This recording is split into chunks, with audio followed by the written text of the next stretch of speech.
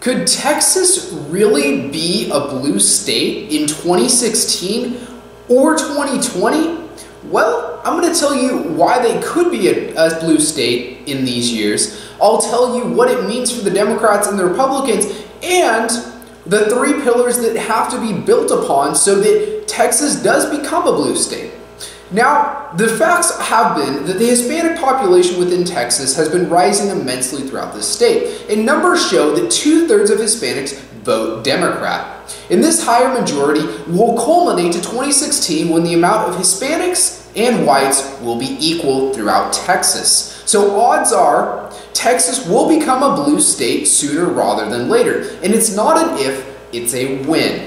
That's the real question. When will Texas become a blue state? Now, when they become a blue state, here's what will happen for the Democrats and the Republicans. For the Democrats, this will be a crowning achievement for the party because they will receive 38 place GOP nominations.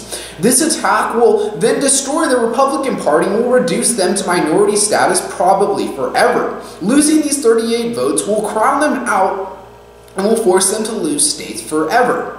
That being said, the Republican Party still can evolve and can implement a number of measures that will be more conforming towards minority parties. We don't know this. All we can go upon is what they have done to date. And their matters have mainly been sexist, have been for Caucasians, and have been for cuts for the corporatist elitist party and not for the majority of Americans. That being said, if Texas is to become a blue state, they have to be based upon three pillars.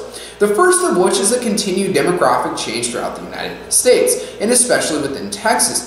No change has to be made through the Democrats at all. They just have to let time will itself out and the percentage of Hispanics to continue to increase throughout the United States, which will culminate to, as I said before, an even amount of Hispanics and Caucasians throughout 2016. The second of which is they have to improve voter turnout throughout the Hispanic voters.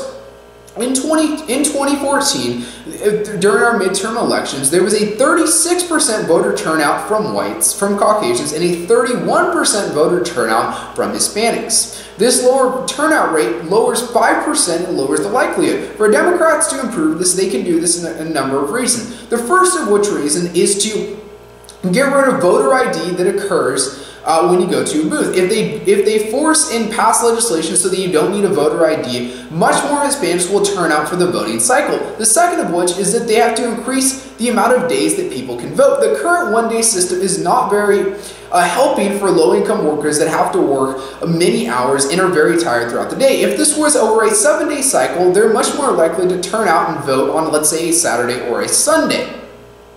That being said, the last pillar that has to come through for the Democrats is that they're going to have to elevate white support regardless. They're going to need support from the Democrats. They're going to need more Caucasian support if they want to turn this state within 2016. Regardless, they still will probably become a blue state by 2020 because there will be a disproportionately higher amount of minority populations by this statute by 2020. But it is good to appeal to all demographics, and the Caucasian is still one they must appear to get more votes within this standpoint. Odds are, I believe, they will not become a blue state till 2020 because campaign finances have allowed it that the Republican Party will stand tall and will be able to subside out. That being said, by 2020, this will most likely be a blue state, and the Republican Party will have either evolved or they will be left to minority status for a very long time. Thank you.